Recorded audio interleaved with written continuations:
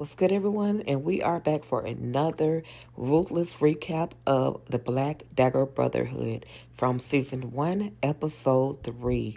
And the description reads as follows. Wrath and Marissa's past come to light. Mr. X sets his sight on Billy Riddle. Butch grows more worried about Beth.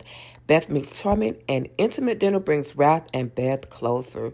And when we first see this episode, we are introduced to the old world.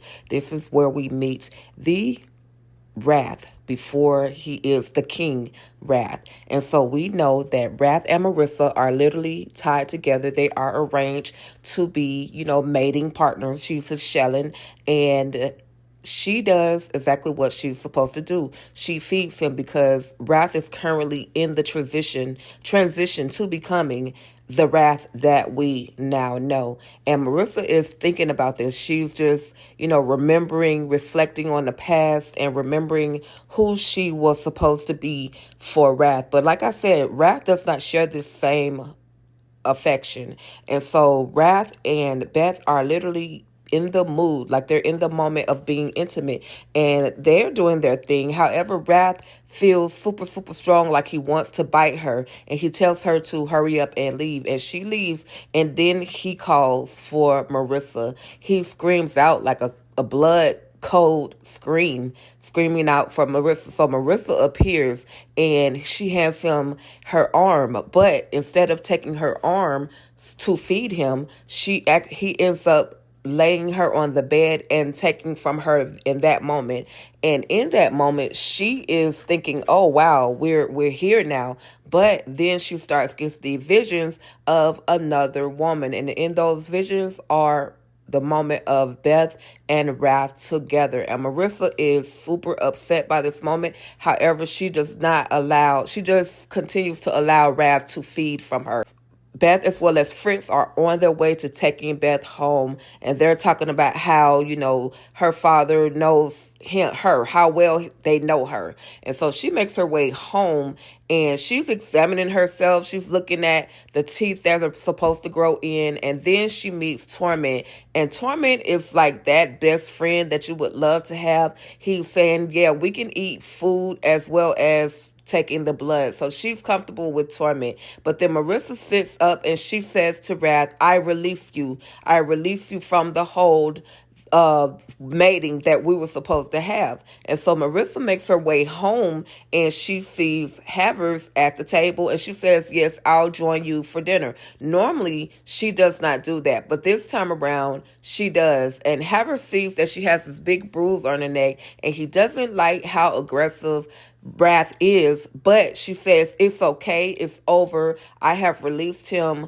you don't have to worry about that anymore. And so Butch as well as Jose are at the bar, and Jose knows that Butch is about to get lit, so he tells him, make sure you go home, I'll leave out the aspirin for you. And so the next morning, Jose calls and speaks to Butch and lets him know, hey, don't come into the office, it's some problems. Now, meantime, Butch is on the couch. He's definitely hungover. He takes the aspirin that Jose left out for him, and he decides to, for a second, go back to sleep. But instead of going back to sleep, he's going to get up and make his way back to the police station. So Beth is doing her research. Well, she's actually writing down questions that she will ask Wrath the next time that she sees him.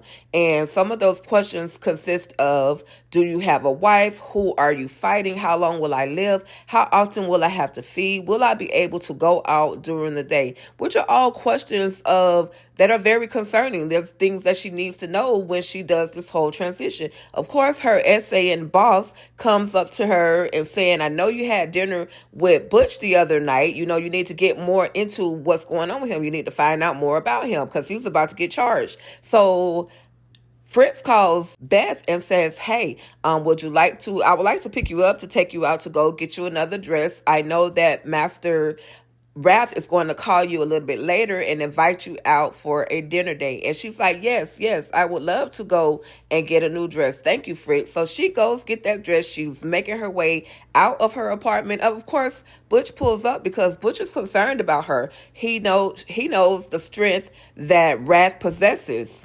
and he doesn't want her hurt by him. But then we see Wrath, and Wrath is like trying to prepare himself. He's literally hyping himself up for this date that he has planned with Marissa. But then Torment comes in, and it's almost like Torment is teasing him, but he's really not. He's just happy that he has found someone, to be his Shellin.